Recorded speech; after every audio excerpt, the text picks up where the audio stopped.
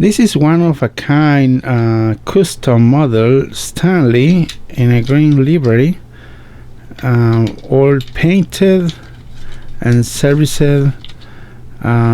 with a new motor. This one does have also a new motor. I replaced the motor after the video I uploaded, and it's redone with oil paint on the lining, and the stickers are vinyl stickers on the side. Really good model. If interested, as always, link in the description. Let me put it on the track.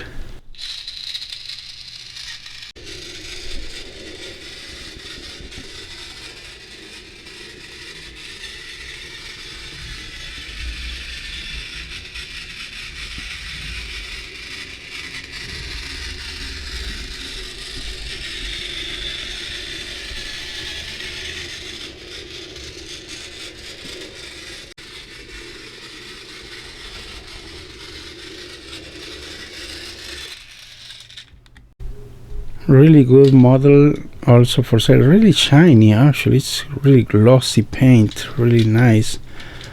Well, you be the judge. Even I paint the details, took me a little bit of time, and it's detailed, well painted, as you can see in the video.